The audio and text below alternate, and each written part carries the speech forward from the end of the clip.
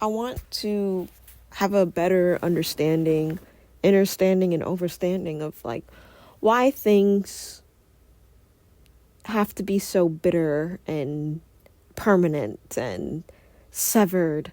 Why can't we ever communicate and have a intellectual response towards something that displeases us or that confuses us? Why is it that we immediately just block, immediately reject, immediately say negative things about each other before we really truly get to, learn about each other and to be genuine with your connection with someone too, to be interested in them genuinely, not to just kind of like fish and see what they're all about and stuff. It's weird because it's like people say that they want someone that's real. They want someone that is like them. But then when someone sees you and you're like, oh, I see you, like, I think there's a little bit of something.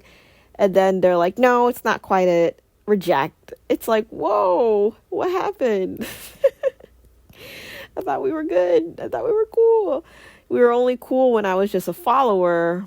But now that I want to be a leader, now that I want to be more of an individual of myself, I'm a competition, or I'm being too perfect, or I'm this, I'm that. And it's like, it sounds like projections to me. It's just confusing because like I am the queen of accountability. I will literally hold myself accountable as soon as possible. And I won't necessarily explain or anything, but I will evolve past that and evolve past the explanation. Because I feel like when you explain, you're kind of like defending yourself. And there's really nothing to defend. Ultimately you just have to like evolve, and that means to elevate, to change your perspective on something. And I'm human, I'm not perfect. I just personally, the honest truth, and I feel a little bit guilty. I'm not gonna lie. I feel guilty because I think I'm misunderstood. And because of that misunderstanding, a lot of envy, a lot of resistance and competition and perfectionism gets thrown at me. And it's a huge misunderstanding. And it makes me wonder, because if I'm feeling good, I'm feeling resolute, I don't really feel anything, but that other person does, it has more to deal with them than it does with me. And I'm not gonna take ownership over that. Am I open to criticism? Absolutely. So much so that I am aware of the criticisms that I've been told from people. And a lot of times, they say, oh, you're too sensitive, or I've heard you're too loud, or you're too perfect, or you try to be too perfect, or you come off as self-righteous, or I don't know. It's weird. I get those comments, right?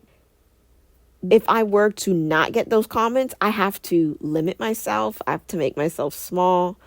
I have to people please. I have to kind of be a little bit more quieter. So is that what people want from me truly?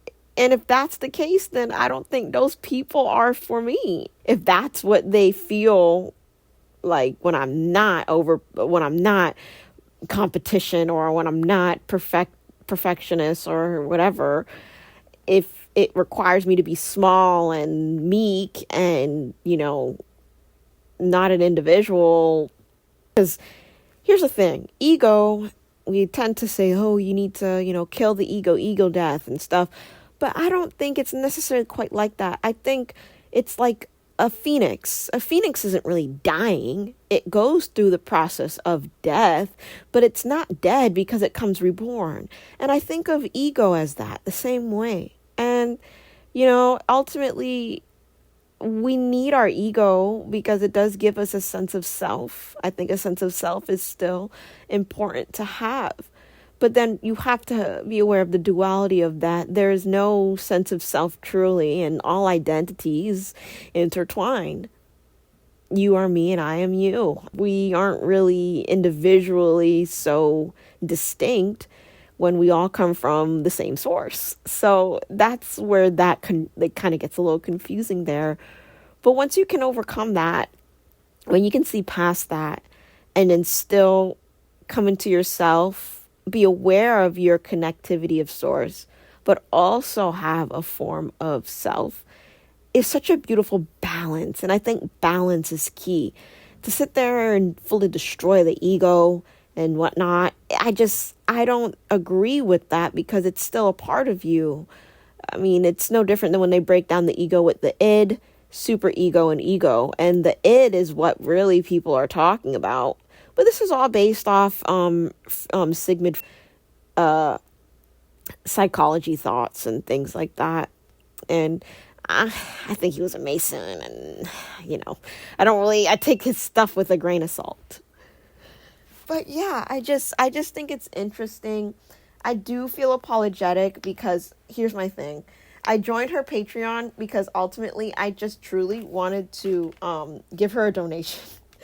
But I didn't want a membership. But I didn't know how else to give her a donation if I didn't give her a membership. But I don't really have a continuous stream of income at the moment. When I get that stream of income, I was like, you know what, then that's when I'll join the Patreon. I've always been a silent watcher, and now I'm finally going to come out of my shell and introduce myself. And now that I've done that, I've been rejected because I exited out of the Patreon. I canceled my membership. And I don't think it sat well with her, and I think she might have think that maybe I could be a monitoring spirit or, just someone not good for her. Or she's like, oh, I don't need someone like her. And that's fine. If that's how it is, then I think maybe it should be mutual. I don't want to chase after someone that ultimately, if I'm speaking to them and I'm, trying to reach out and putting myself out there, and then I'm just on deaf ears, it kind of is weird to kind of like string myself along. Because that's one thing I'm not going to do is beg for friendship. Absolutely not. I'm not begging for friendship. And I'm not chasing it either. And I'm not going to explain myself. I think this is just me just talking. And, I do feel a misunderstanding is a miss. And with misunderstandings, I have a genuine, concern for the other person. Because it was always genuine from the beginning. Like, I genuinely like her a lot. I appreciate her words, and they've been so helpful, and I can't lie, I fell asleep to some of her chats and podcasts and stuff like that. So I always found it relaxing. But I do want to evolve. I want to, not need those things because ultimately I don't need them. I don't need to listen to someone to tell me about myself and my future and what's this and what's that. Because they're not me. They don't have the same astrological sign as me.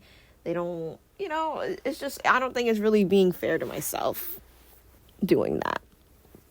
So that's why I think it's good that I was rejected and blocked from her. I just wasn't expecting that.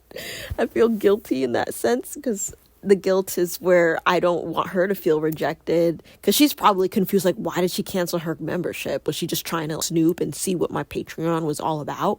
Like, what is that? And I can see it that way. And I promise you. But then for me, she's not seeing how I'm seeing it, that I don't really have a continuous stream of income. And on top of that, I just wanted to just give a little sprinkle donation. I didn't really want a membership. Maybe I should have explained that in the chat, but I just felt like with the Patreon, I know I wouldn't really be using it that much. I prefer the YouTube and stuff, but I don't know. I trust that she doesn't take it too personal and that she overcomes it and doesn't think like I'm out to get her and tear her down. Like, I only want the best for her, and, for her channel to grow even more, and to have her express her poetry more. That's awesome. And even the same thing with the fairy girl too. I just get this weird vibe when I look at her, because I feel like she's been sending me evil eye, or like some negative thoughts, because like now when I look at her, I feel awkward and like nervous and shy. I can't, like, I don't know. I don't feel comfortable. That's number one. I feel a sense of uneasiness.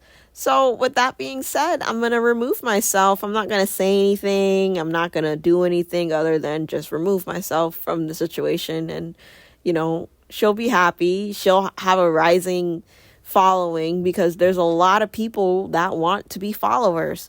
I'm just not one of them. I am not a follower. I'm someone, and I'm not a leader either. I am not here to lead you. I will not lead you. I am here to lead myself. I'm here to follow my dreams, follow my path. The last thing I'll ever proclaim myself to be is a leader of a group. Nope. Not me, not I. I just feel like there's just way too much responsibility in that. I just rather individuals see my journey and feel inspired by it, but not led by it.